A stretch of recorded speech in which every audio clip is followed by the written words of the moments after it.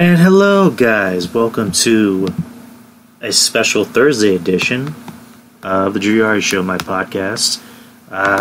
If you're live on Spreaker, hello, guys. If you're here in the Discord chat room, hello to you too, and welcome everybody. There wasn't a show yesterday for a couple reasons. One, I was just not feeling it. I was feeling like complete shit yesterday. Literally out of nowhere, I got a headache. And it wasn't like, a tension. It was like a combination of like maybe a tension or a tired headache, and then it felt like a migraine. So I was just not feeling up to it. And also, the Spurs the home opener was on. So I just kind of skipped wrestling that night. And if I'm going to do this show, I'm going to make sure that I have the topics on hand. And I'm not just like, breezing through it like, yeah, I heard it was good. So anyways, what about blah, blah, blah? So, I did watch both shows. Later in the night, I watched NXT first. And then earlier today, I watched AEW. Both very good shows. This is probably the best AEW show I've seen lately, of their weekly television show. And I guess we can get started on that. AEW, an awful lot of tag team matches, I have to say. Good wrestling. Matches weren't bad, but an awful lot of tag matches. The show begins with the Lucha Brothers' Private Party in the semifinals for the AEW Tag Team Championships, which the show literally just began with them. There weren't any entrances. There wasn't an intro, as much as I can remember. It was just literally just began with them in the ring. Very good match between these two.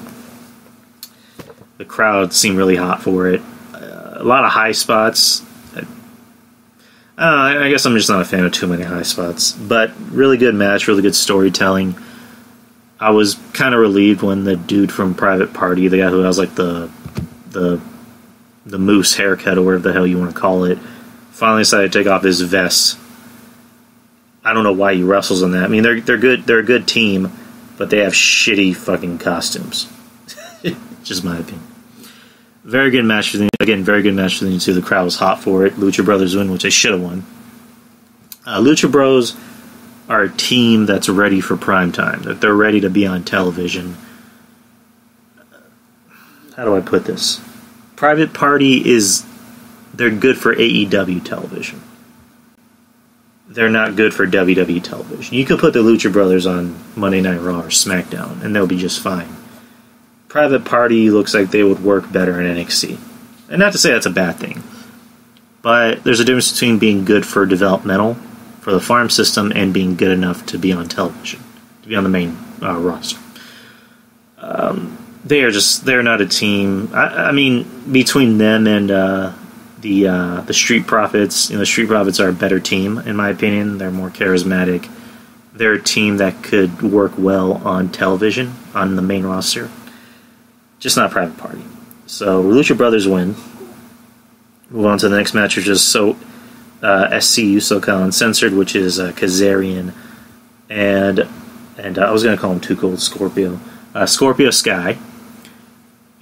Sans Christopher Daniels, who was injured a couple weeks ago not a couple weeks ago, I think it was last week, by Lucha Brothers.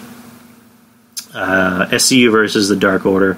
I've never seen the Dark Order in a match yet. I see them, and I just think they look like the villains in a Pokemon game. Like, if anyone's ever played Pokemon, like me, they look like those villains. Like the villains that always try to steal everybody's Pokemon. They look like them. Because you have the one dude, I don't remember him by name, I'll be honest. You have the one dude who's bald, who looks like he's in great shape, who wears a kilt for some reason. And then you have the big fat guy in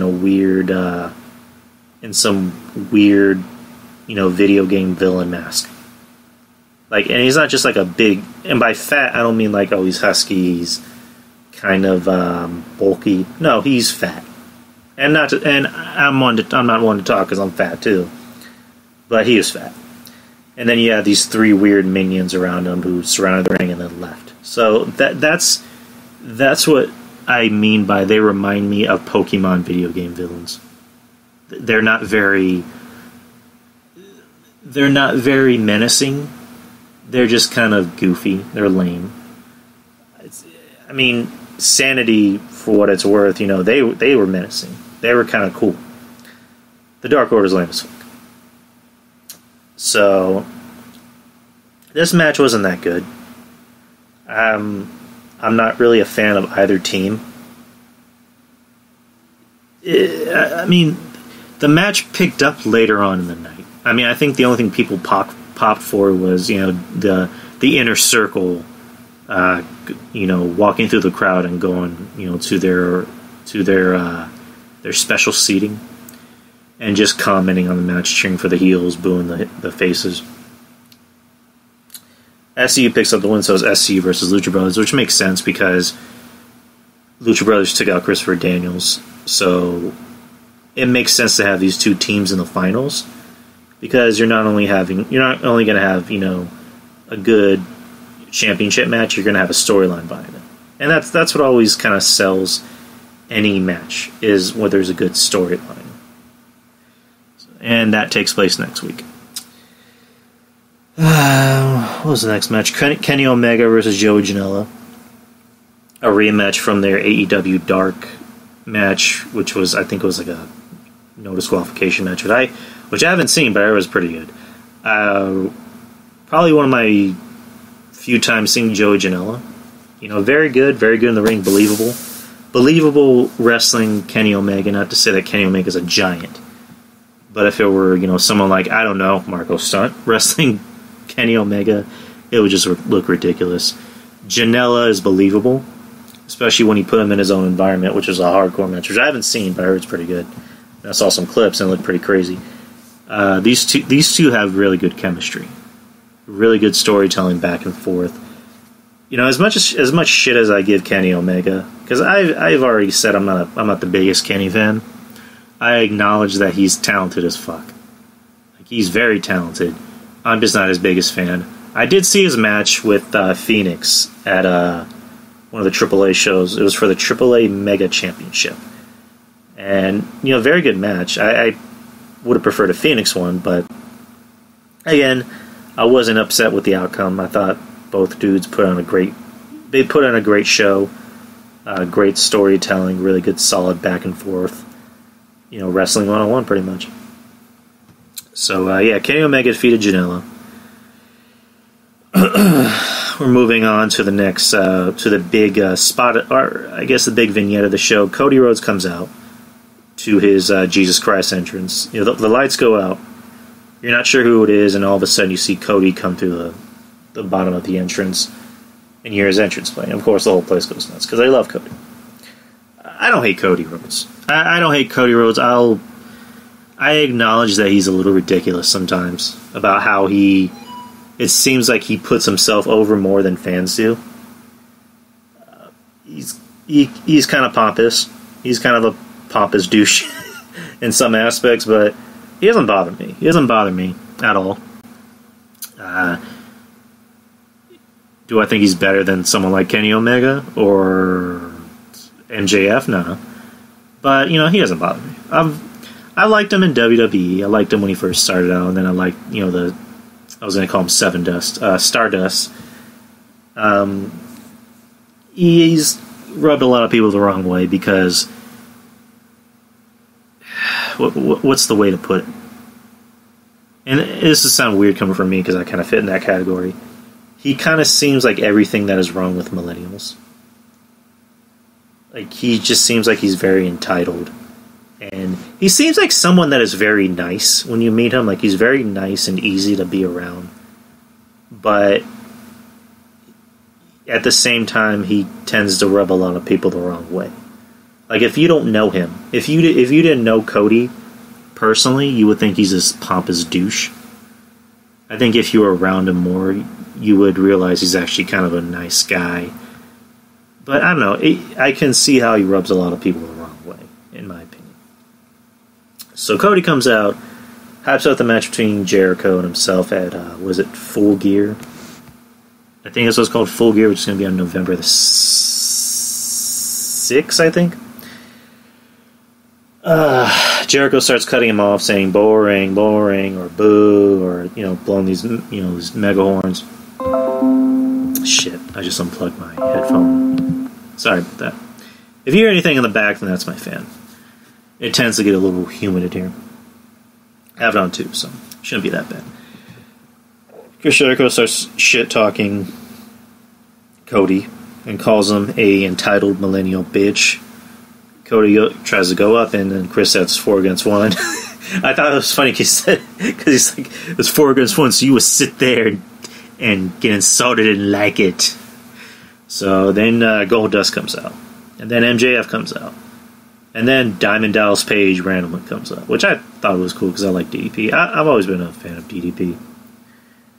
So they go up, and Jericho and the rest of the Inner Circle decide to lock themselves in this kind of private room that's in their booth.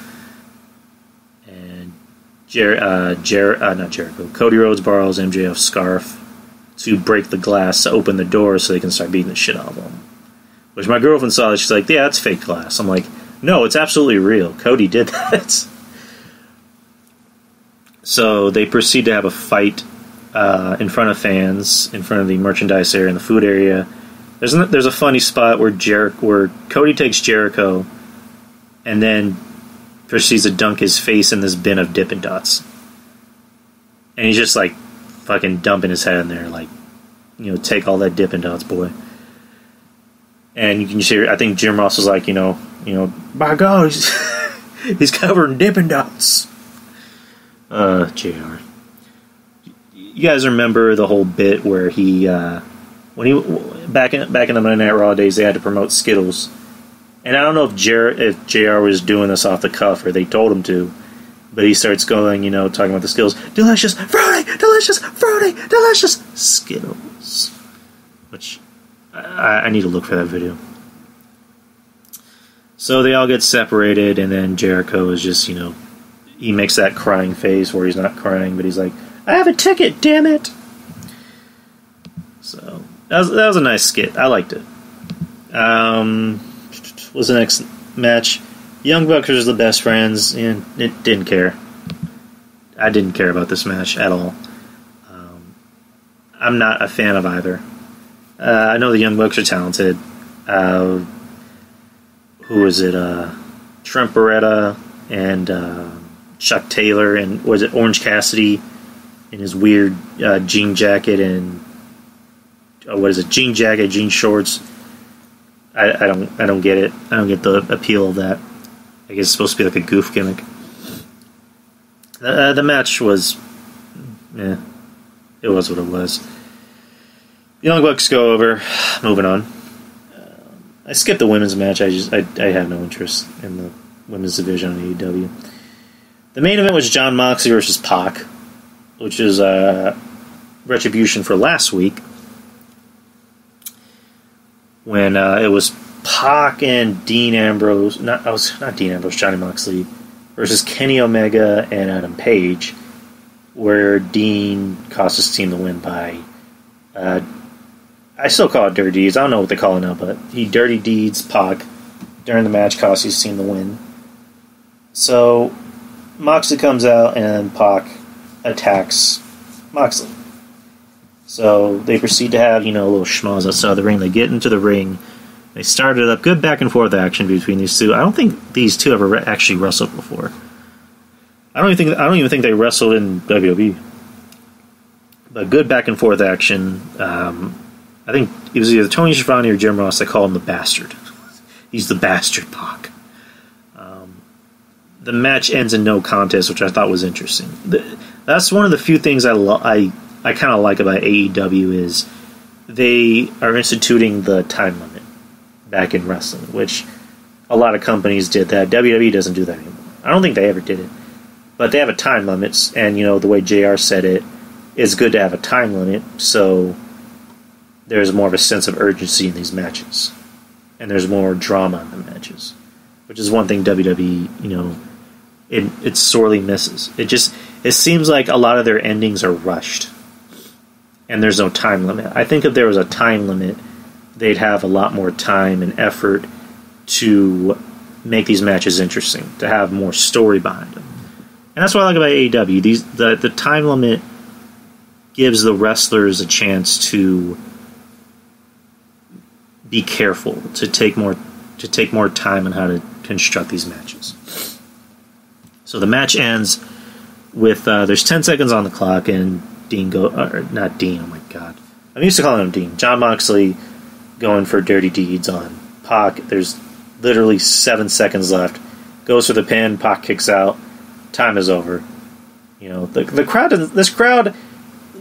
Let me kind of break down. There's a difference between the crowd being pissed that the match ended after the time limit ended, and then there's the difference between the crowd being pissed because the match ended in no disqualification, or not no disqualification. The match ended in a count out or a DQ, because that's how the match was supposed to be. You need to win before the time limit ends. Not like in WWE where it's like Bray got his head smashed in, so they have to end the match in a fucking Hell in a Cell. Or at SummerSlam, you know, Kofi and Randy Orton, you know, for a big match for the WWE Championship. Let's end it in a fucking a count out. It's like, or the year before at Hell in a Cell. Let's have Roman and Braun get bitched out by Brock and just ruin the match. It's like, ugh. But again, I like the fact that they have time limits. That makes the matches interesting. And I think WWE needs to do that. Not just WWE, but even NXT. Like, make the matches interesting. Like, make the matches mean something. Even if it's just a middle of the road match on NXT, like, you know, Matt Riddle versus who's interesting? Matt Riddle versus Roderick Strong. You know, make that a time limit. Give that a 15-minute time limit, or a 20-minute time limit, and then, you know, in that final minute, boom, they both have to bring their best to try and win this match, get a win, get a submission, get something. Like, make it mean something. Make wrestling mean something. That's kind of what I want. Like, make wrestling mean something again. So that was AEW show. Again, very good show. I liked what I saw. I wasn't a fan of last week's show, and anyone who was in this chat room or who did listen to the show, I made my reasons why. I voiced my reasons why I didn't like the show. And it wasn't solely just because of Marco's stunt. It was other shit. But tonight, you know, no Marco stunt. You know, they actually followed their own rules tonight. They didn't have rope breaks during a fucking street fight. And, you know, Rob from Wrestling Court, shout out to Rob. I think he said that, I think he alluded to, or not even alluded to, but he just straight up said it, that he thinks the ref in that match, you know, made a mistake. Like when Darby Allin, you know, goes for the rope. You know, he was probably going for the rope so he can find a way to counter out of that move, and the ref, you know, forgot what kind of match they were in and decided to call a rope break. And maybe he just realized, oh shit, I can either admit a fuck up and forget that ever happened, or I can just go along with it. You know, there's really, I gotta find the way to make me look. I gotta find something that makes me look stupid. So, I guess I agree with Rob on that. It would make sense if that was the case. So NXT begins with Rhea Ripley versus Bianca Belair. You know, good match. I didn't know these two were like kind of evenly. They look like, as far as like physical, like their physical appearance, you know, their bodies, they were very physically like similar. Because Rhea Ripley's a big girl, like not fat, but just like she's tall and she looks like a fucking killer. Bianca Belair, I know before she came to NXT, I think she was like a physical trainer.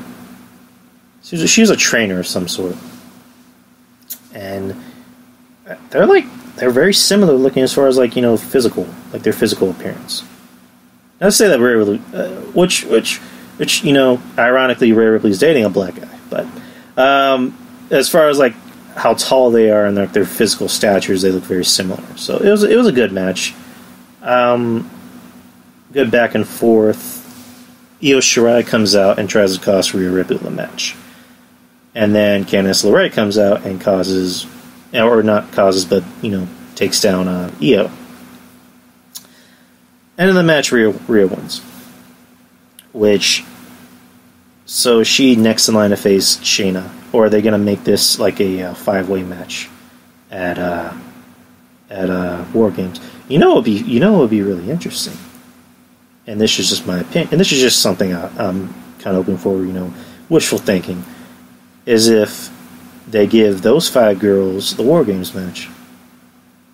Make it first time ever women's War Games match. Huh? That'd be something. That'd be something that people want to see. Just a thought. What was the next match? Matt Riddle versus Cameron Grimes, which was intriguing because I figured that they were still trying to build Cameron Grimes up by having him do these schmozzes, these squash matches with people where he just literally just hops on them and then wins and then takes his weird Rob Zombie hat with him. But no, very good back and forth action between these two. I never saw Cameron Grimes in TNA when he was Trevor Lee, so I can't really... This is going to sound ignorant for me. I didn't realize how good he was in the ring. And the fact that he was able to look believable against Matt Riddle, which I thought was interesting. It was a good match between these two. Very good chemistry, different styles. Matt Riddle is the mixed martial artist of the two. And then you got Cameron Grimes, who's kind of kind of a bruiser. Because he was an X Division champion in TNA or Impact Wrestling, whatever you want to call it. His style looked like he was kind of more of a bruiser, more of a fighter. Like someone that you would want to pick with you in a fight at a bar.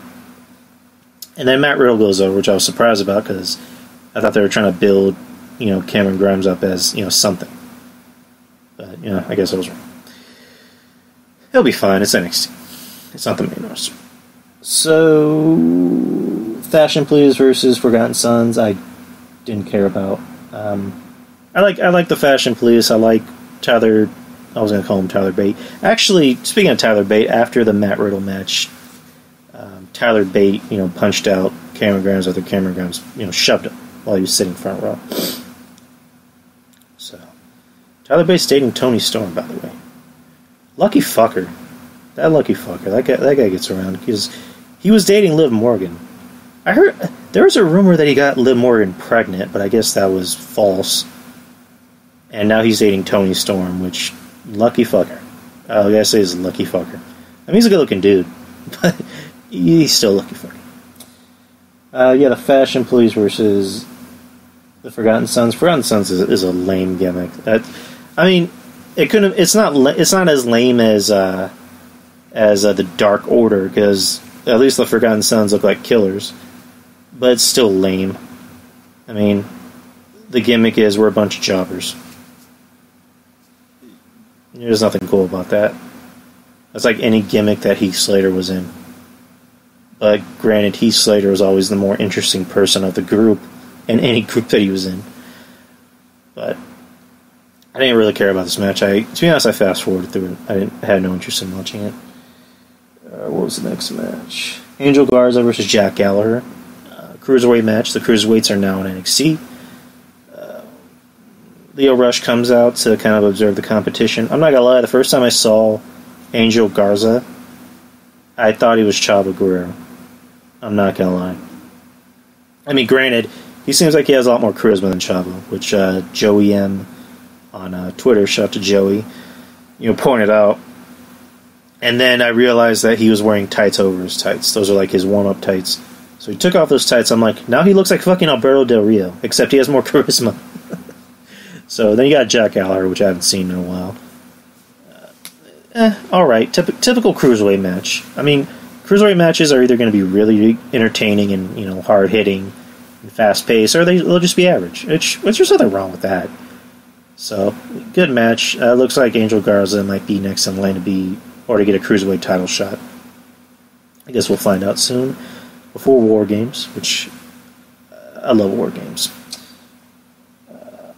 What is it? Dakota Kai and Tegan Nox defeated Jasmine Duke and Shafir.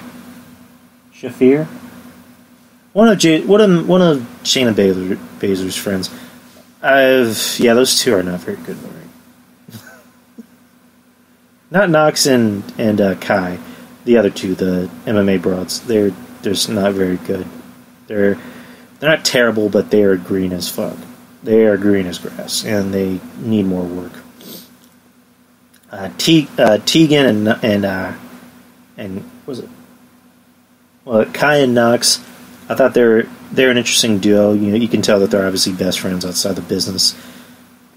Is it weird that I think Tegan Nox sounds like a porn name? That just sounds like a porn name. I mean, Dakota Kai sounds like an anime character, which I think Dakota Kai does like anime. But Tegan Nox sounds like such a porn name. Not that it bothers me, but it just sounds very pornish. And she's easy on the eyes too. Both of those broads have fucking braces on their legs. It's just that's odd. It's like you have a tag team with two women who are susceptible to knee injuries.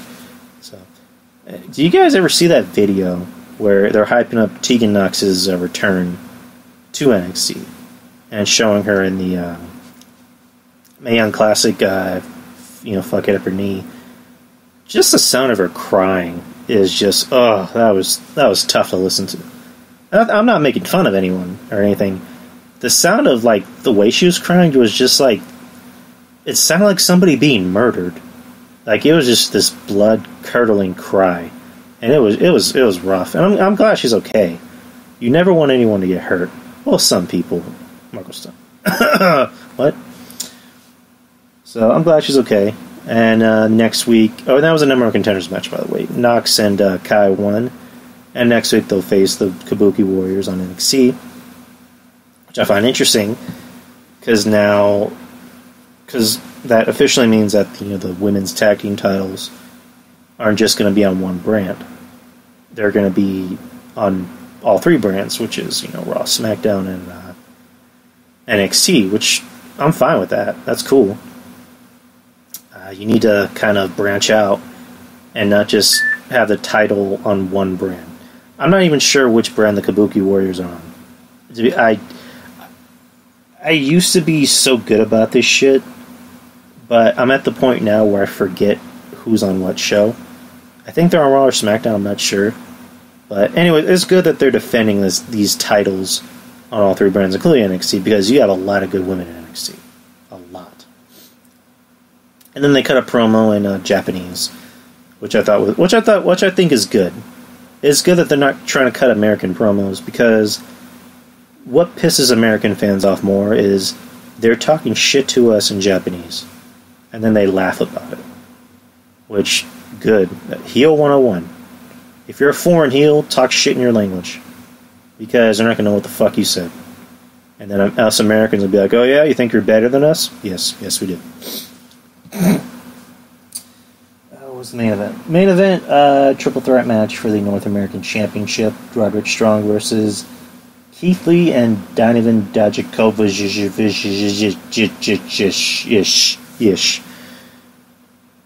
Wasn't his name Donovan Dijak? I think Joey Numbers said that. I mean, can we not have Keith Lee versus Dijak anymore? I get it, they have good matches, but it's very played out. Let these two go see other people.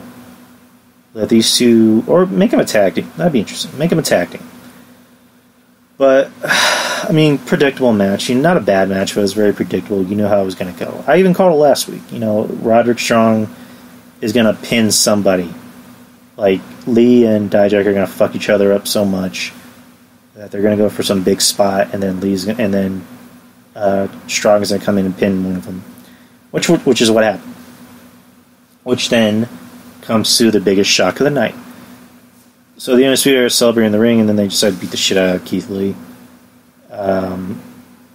Tommaso Ciampa comes out, gets in the ring, stands in front of all 4 members, and then you have not Roderick Strong, Johnny Gargano, who the crowd was going apeshit for because they broke out a DIY chant, which is their former tag team, and then Finn Balor comes out, which makes it 4 against 3. Why don't they have an extra guy come out? Why don't they have Dream come out? Maybe he's still selling injury. Or Matt Riddle. I don't know. I guess that's where my OCD kicks in. I'm just like, fuck, they need to make it even. 4 against 3, come on. So then Finn Balor comes out. As he's about to take off his jacket, he goes for a Pele kick on Gargano. The whole crowd is shocked. Mauro Ranallo is shocked. And then the Undisputed Era proceeds to beat the shit out of Ciampa. And then Finn Balor proceeds to beat the shit out of Gargano. Finn Balor is now a heel, which I'm very interested in, because somebody said, I'm forgetting who, NXT seems like they have a lot of people on the show, a lot. And that's just the cruiserweights. And it seems like you have a lot of faces. You don't have enough heels. The Undisputed Era seem like the only team that are heels. You need a big heel, a big heel that the people can not only get behind but hate, really hate. Finn is that guy. Finn, regardless of how he's been pushed, ever since he had that arm injury when he won the Universal Championship, he's been up and down, up and down, up and down. It seems like they put him in a big spot and then they decide to take him back down again. It's like, hey, we appreciate you going ape shit against Brock. Now let's have you wrestle Lashley and try to make him look interesting. Now he's in NXT, which I'm cool with. I'm fine with. I like that he's in NXT. Now he's a heel, which is interesting because I don't recall Finn ever being a heel in New Japan. I think he was a heel. Maybe he was, maybe he wasn't. But I think Finn can be a heel because, it's always worked out that usually the guys who have the nicest personalities outside of the ring can be the biggest dicks. Edge, was one of the biggest heels in the company, and he was a nice guy in real life. The Rock, was a piece of shit heel, one of the nicest guys in real life. Who else? You got Jericho, who plays a heel, but he's, I guess, depending on who you ask, he's a nice guy. Finn, I think, has the ability to be not just the biggest heel in NXT, but maybe the biggest heel in the company. He has the look, and I think he has the personality, because, Finn's a good-looking dude. The guy used to be a model. He used to be an underwater. Fuck! I keep saying underwater. Like an underwear model for, was it Gucci? And, that's a pretty big thing. You can make fun of that all you want. That's a pretty big thing over there, especially. He can use that to his advantage. The one thing you can use is that, I was the king of NXT, and then Johnny Gargano gets treated better than me over here. You people love Johnny Gargano. What does he have that I don't? I'm better looking than him. I'm better in the ring than him. People freaking love me. What does he have that I don't? I just don't get it. I'm done with something similar to that. I don't know. I'm not a booker, so I can't book this. So you can work. That can be something you can work with. I hope they keep him heel. I hope it's not one of those things where it's like with Shawn Michaels and Hulk Hogan, where I super kicked you because I just wanted to know. I just want to know who's better. Keep Finn a heel. Make this work. It's NXT, so it'll work, and it's Triple H, so he'll make it work. But Finn can be the heel. Him as a heel demon, now that's something that's going to be interesting, because that's something that they're going to need to change. Don't change the look of it, make it even more scary. And actually, let me rephrase that. Make it scary. The demon was never scary. But make this scary. Since he's a heel, make it scary. Be creative. Be creative. Take risks. and also have them be more aggressive out there. Kind of like take a lesson from the Fiend. Like, have him be aggressive. Have him be just this dark, sinister, insidious monster. Not just a demon, but a monster. You know what I mean? That's something I'm interested in seeing whenever it happens. I mean, could it happen at War Games? I don't know if they should blow their load that quick. I mean, I'd be interested to see what they would do with it now that he's a heel. But I mean, Gargano versus Balor at War Games, that's going to be the match of the night. Whatever the fuck else they put on is going to be good, but it's going to be shit compared to that match. I'm already sign me the fuck up. I mean, I'm already signed up to the network, so I'll be watching it regardless. But that's going to be the match people want to see. That's going to be match of the year, regardless of whatever Kenny Omega or Kushida or Okada or whatever New Japan, Ring of Honor, or AEW match you try to put on after that. That's going to be the match of the night. It's going to be better than anything NXT's ever made. That's probably... I'll go as far as to say that might even be the best NXT match of all time. If they just let which, it's NXT, so they're going to let them go out there and work. Those two fuckers are going to go out there and just destroy everything. They are going to bring the fucking house down. Where Survivor Series this year? Or, well, yeah, it's the night before Survivor Series, but where is Survivor Series this year? Hold on.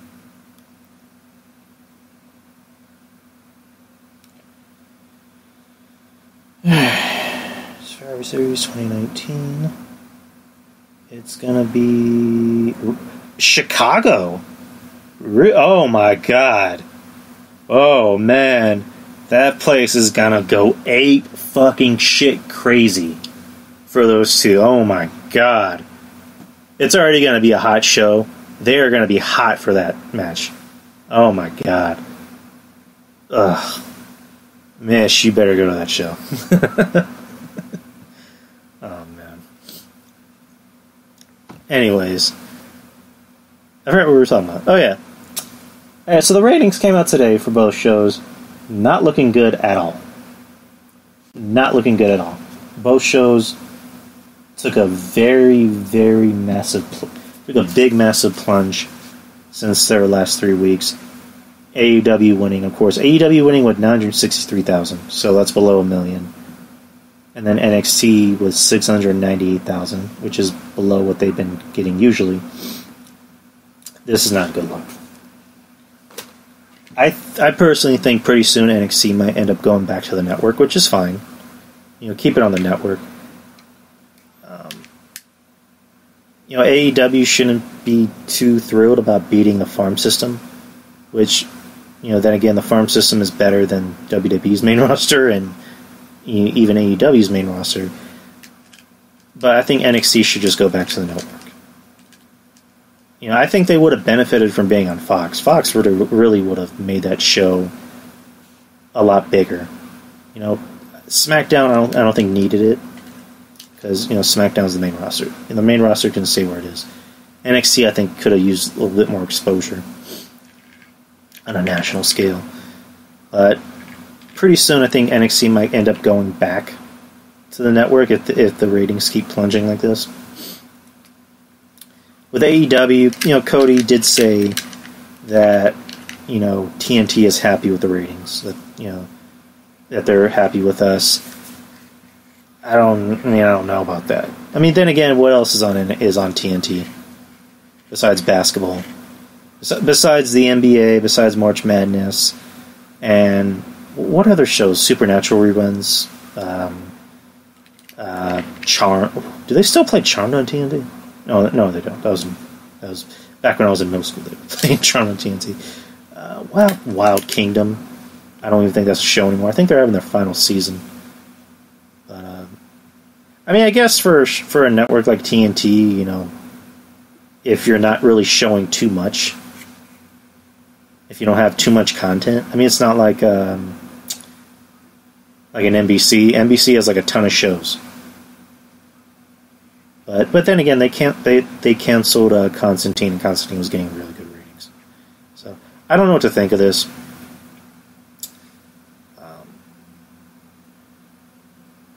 I mean, AEW could go to TBS. I mean, what does CBS have at the moment besides Family Guy and American Dad reruns? I don't know. Hey, if TNT says they're happy, they're happy. But, I mean, let's just be real. By next year, we're not even sure if this show's going to be on the air anymore. So, that's just an opinion. That doesn't mean hating on AEW. Let's talk about something that is actually, in my opinion, better than AEW, NWA. NWA, their third episode, was probably the best episode I've seen lately. What I said about AEW last week was, I just think what they're doing is simple. They have a simple concept. They're not getting big for their britches. You notice how Billy Corgan is staying the fuck back in production. He'll come out before the show starts to get the fans hyped up, and then he'll go back and then start recording the show. He doesn't make the show about him, as he shouldn't. I mean, Tony Khan doesn't do it either, but yeah. Give me 1 second. Oh, man. That was my girlfriend. So, the show was really good this week. Nick Aldis, I find interesting as the champion. He has the old school look of a wrestler from the 1980s. He has that kind of man look, which NWA I think appeals more to the older audience, to the audience between the ages of 30 something and 40, 50, 60. The younger people love AEW. The younger people like NXT. NWA is more for the older audience, which is fine. And I'm usually good with names, but like somebody pointed out, probably the one thing that keeps NWA more interesting is the fact that they have the old school setup, which I think he's right, because if this wasn't called NWA, say this is called, All-Star Wrestling Spectacular, and it just had a generic looking entrance stage and a generic ring and a generic audience, it wouldn't be as successful as it is now. NWA is able to thrive because it has the old school setup, like the exact replica old school setup. And there's no entrance videos, there's no entrance themes. It's just wrestling. It's just old school wrestling. You're not going to see, flips. You're not going to see blue Liger thunder bombs. You're just going to see wrestling. What was the main event? Yeah, Tim Storm and Eli Drake, which I like Eli Drake. He's a good talker. He's a good wrestler. You're not too sure who the heels are on this show, which I find interesting. I'm not sure if Nick Aldis is a heel or a face, or if he's just a tweener. Because there's the whole bit with him and Camille, where people keep saying, he won't let Camille talk, but Camille doesn't want to talk. And then the guy interviewing her, which I'm forgetting his name, he's trying to get her to talk, but she won't talk. So, I mean, I guess Nick Aldis is a tweener, because the people still cheer him, but the Dawsons are definitely heels. They're big, backwards-looking motherfuckers. The main event was the Dawsons versus Eli Drake and Tim Storm. The Dawsons win. They beat the shit out of Tim Storm. Who comes out? Somebody comes out and makes the save. Oh yeah, Eddie Kingston and Homicide. They come out and make the save, and they go back after the Dawsons. And then it ends with Nick Aldis coming in the ring to console Storm, make sure he's alright. And what else happened in the show? There's a funny bit with I forget his name. I should have wrote it down. Big fat guy tried to start something with James Storm. He wants to apologize to James Storm, and then he brings out Cole Cabana. And then Cole Cabana, he does a play on words on James Storm's gimmick where he says, sorry about your damn luck. And he says, sorry about my damn gimmick. So he ends up putting on his hat and pretends to drink beer, and then he shakes his hand. And James Storm comes out and beats the shit out of him and tries to go after Colt, and Ken Anderson takes Cabana out. I'm a fan of James. I like James Storm. The women's match was pretty good. Their women's division looks pretty good. It looks pretty solid. Each week, it looks like they're adding more and more talent. Like there's going to be constantly more and more talent. It's good that they have an hour show because you don't want to tire people out. It's good to have that one big first hour. You don't want to add too much talent on the show. You want to... I don't want to be vulgar here. You don't want to just work your way to her clit first. You want to play with her nipples. Play with her nipples, kiss her neck. Foreplay. Do some foreplay. And then when she's ready, grab her right in the pussy. Hi, Mom. I'm sorry for being so vulgar. But that's the only way I can think about it. Pretty soon in the future, do I think they could... they might expand? I mean, yeah. If the way I see it, and it's just business 101, if the people want to see more, you give them more. It's kind of like in... it's kind of like Wayne's World. The movie ended, not at, it kind of ended in an evil corporate way, which was they started out as an independent show on a, late at night on a local, Chicago channel. And then Rob Lowe, who works for this evil, corporation, found them one night and decided to offer them jobs and give them their own, TV spot. That's what it could be like for NWA, except it won't end with them, quitting, or it won't end with Billy Corgan and Nick Aldis, walking away from each other, and Nick Aldis having to stare into the camera and look nervous as fuck like Garth did. I don't know the ratings from them because they're not on TV. They're on Facebook and YouTube, so I'm not sure what their ratings are. I heard they're pretty good. I heard they keep increasing every week, so I'm not sure what their ratings are. All I know is the more and more people keep watching it, eventually it's going to leak out to important people. Eventually it's going to leak out to somebody from a TV corporation. Because the rumor was that they had a deal with TBS. That's what I heard. But I guess that wasn't true. So they could get a deal they could get a deal from TBS. TBS could want them. Or... what's another company? They can get a deal from somebody. Anyone. And they'll get their own TV network, and the more and more they expand, the more hours that they're given. The more time that they're given on television. It could happen. Anything could happen. It happened with TNA. Not that that's a good example, but that's what happened to TNA. And they started out small. They were on Fox Sports, and I remember that vividly. They were on Fox Sports, and then they got a deal with Spike TV, and it fell apart from there. Hopefully, it doesn't for NWA because it looks like they have good people in charge. Yeah, they have Dave Lagana, who's former WWE guy. I think he works for The Rock. Anytime The Rock comes back to the WWE, he exclusively works for The Rock. You got Billy Corgan, who he seems like he has his head on straight. You have good guys in charge, and you have good wrestlers. And I love Jim Cornette on commentary. You can say what you want about Jim Cornette, personally. He gets on all people's nerves, but him on commentary works. I like it.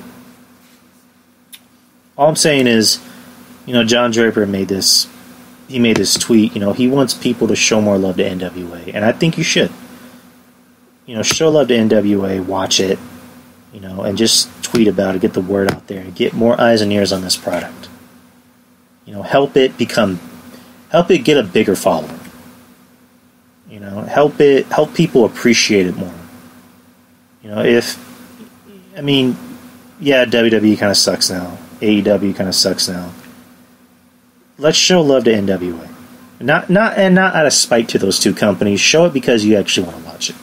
Show it because you legit love it. I made a tweet about NWA last week, and Dave Lagana, the VP of the company, replied to it, which I thought was pretty cool.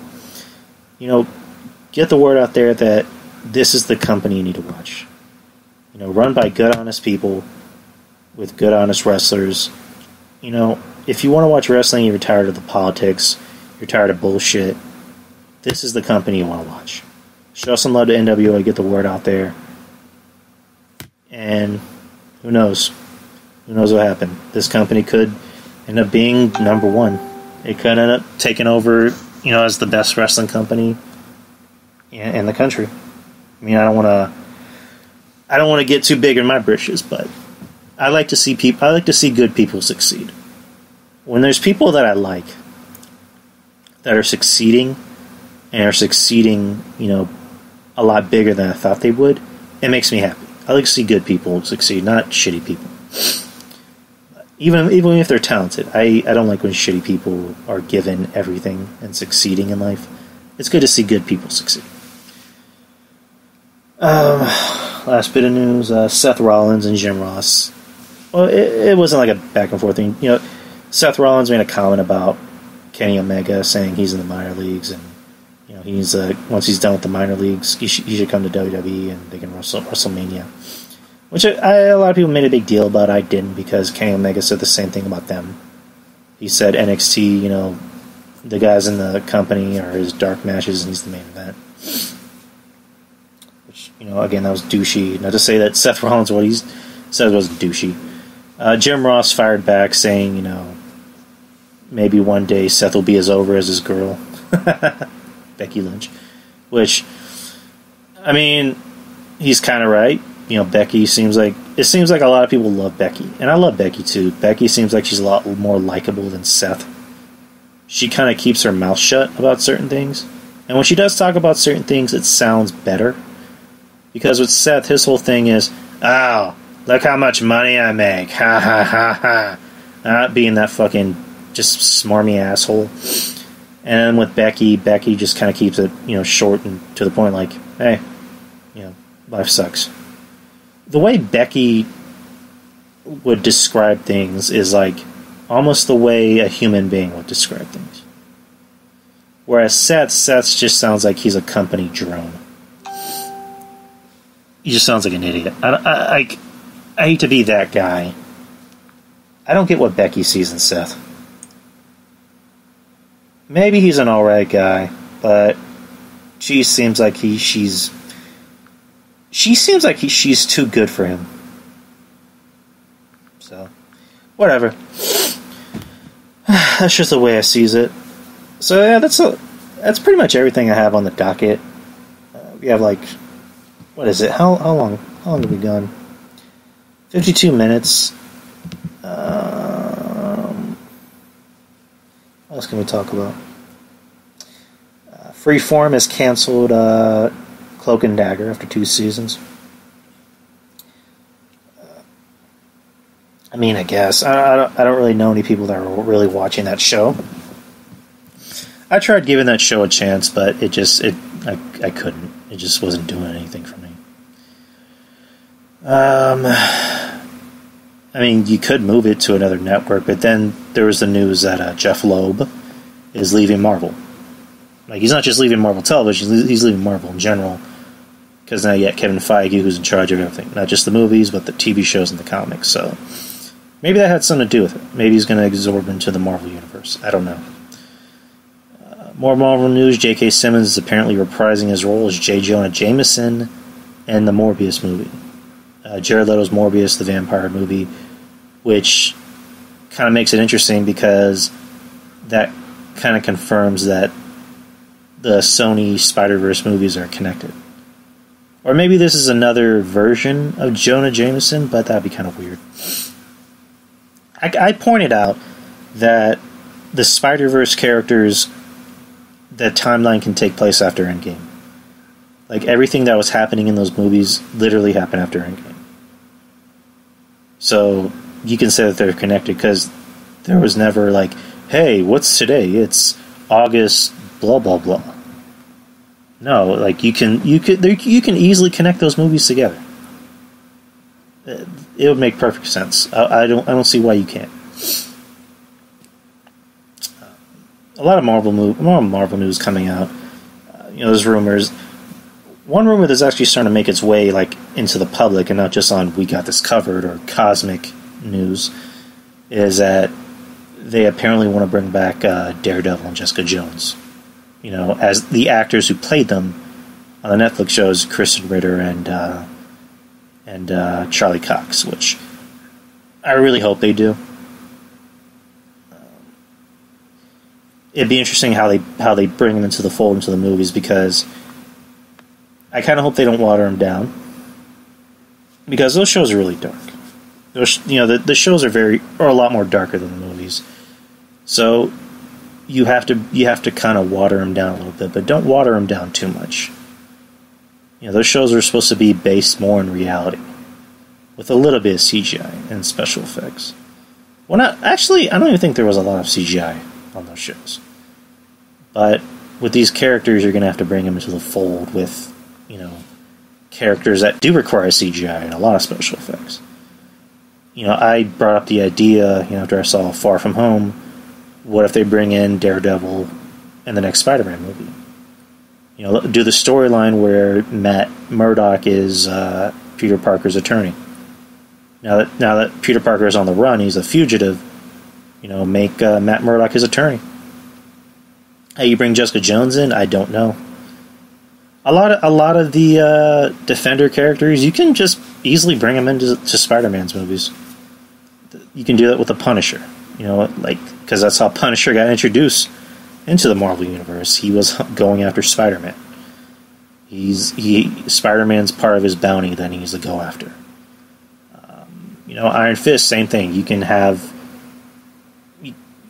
bring him into the fold. Maybe act as another, billionaire, mentor to Peter Parker. Luke Cage. I don't know how you can bring him in without watering down their storylines. Because Luke Cage season 2 had ended with, spoilers. Cage, becoming the new king of crime, without knowing that he's becoming the king of crime. And what's it called?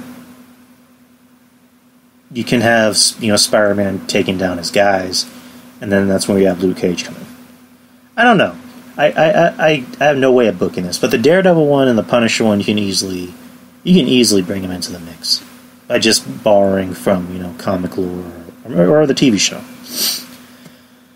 But, anyways, another thing I wanted to bring up is I posted something on Twitter where I'd said that I was thinking about moving the show to Thursdays now instead of Wednesdays, because on Wednesdays the idea was, now we have a lot of wrestling to cover, we have more show to cover, so it makes the shows a lot interesting. But at the same time, it's somewhat tiring because I have so much to keep track of, and flipping back and forth, between each show. It's hard to keep track of what's really going on, because I'll have one show on my TV and I'll have one show on my phone. So I was thinking about moving it to Thursdays around 6 p.m., or at 6 p.m., just so I have time to watch both shows at the same time. Or not at the same time, but I have time to watch both shows and concentrate and take notes and, judge by what's going on. So I posted a poll on Twitter.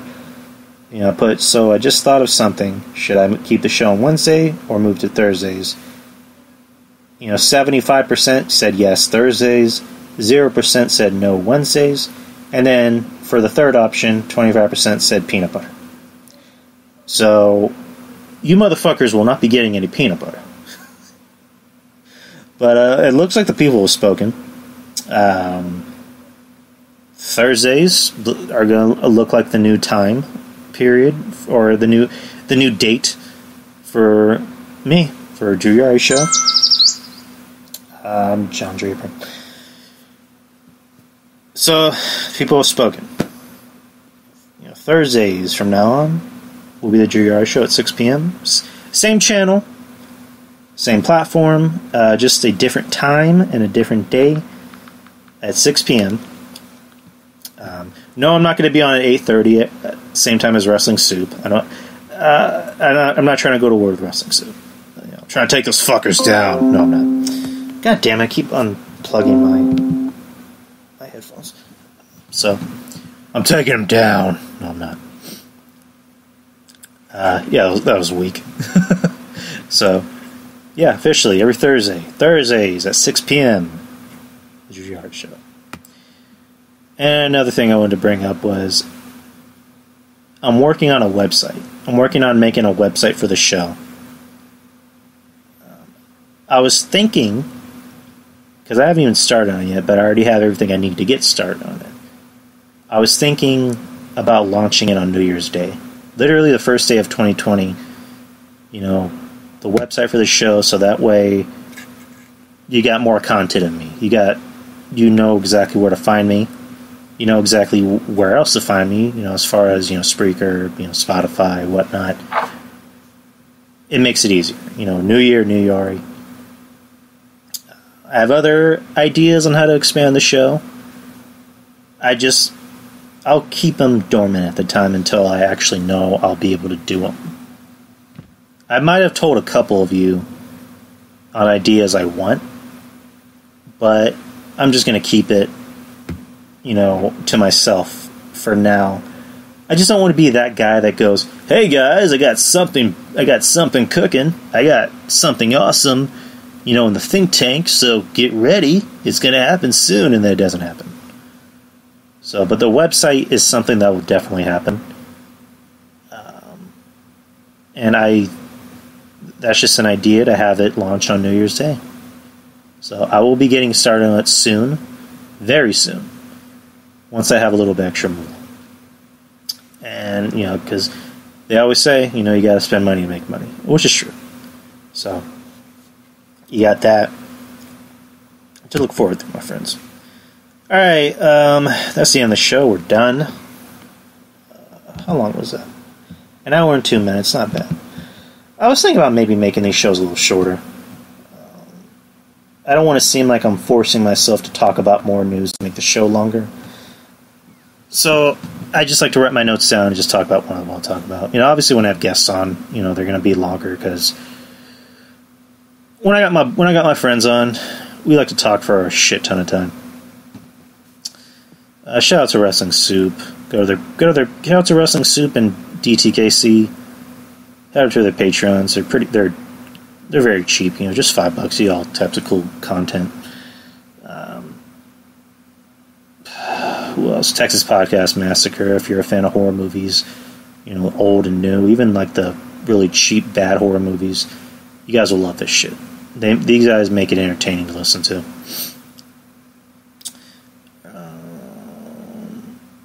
Forgetting somebody else. Wrestling Court with Julian and Rob.